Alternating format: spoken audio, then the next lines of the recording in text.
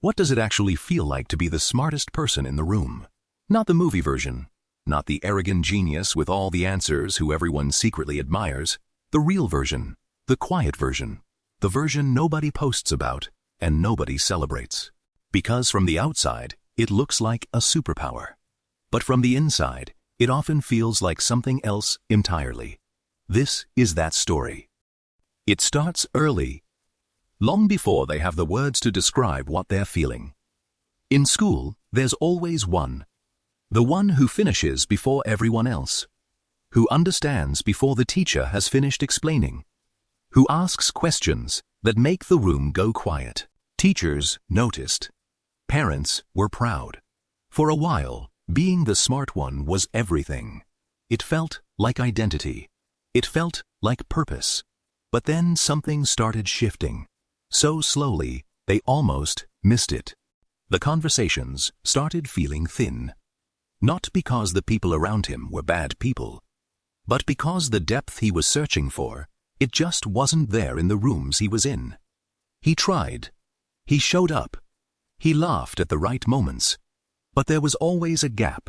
There was always a version of himself he was leaving at the door just to fit in. And over time, that gap started to feel like a canyon.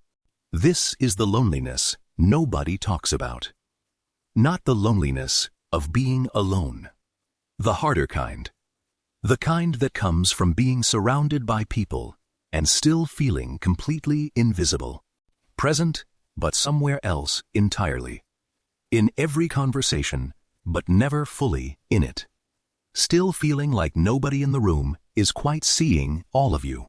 Then came the part that really stings. His intelligence made people uncomfortable. Not intentionally, not obviously, but it was there. In the way conversations shifted when he walked in. In the way his opinions got labeled as arrogance. His standards got called intimidating. His questions got called difficult. His thinking got called arrogance. He wasn't any of those things, but the labels stuck anyway. So he learned to shrink, to hold back, to soften the edges of how he thought, so the people around him wouldn't feel the contrast. He became an expert at making himself smaller. For a while, it worked. The tension eased. He fit in better. But something important was being lost in the process. And somewhere deep down, he knew it.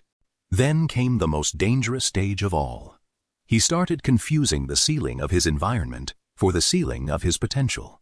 Because he had been the smartest person in every room he had ever been in, he started to believe he must be near his limit. The growth slowed. The hunger dulled. The questions came less frequently. Not because he stopped caring, but because there was nobody around him asking harder questions. Nobody making him feel the discomfort of not knowing. This is where most of them stay.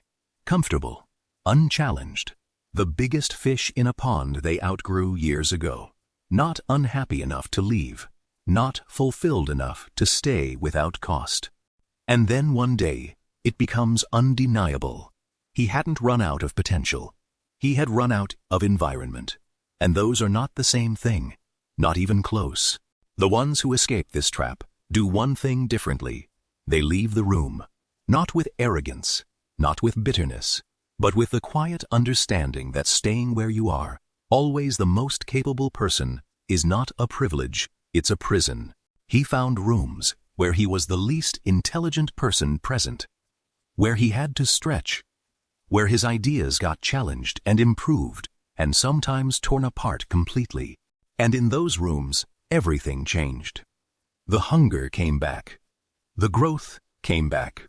The version of himself he had been slowly compressing back into shape began to fully expand again.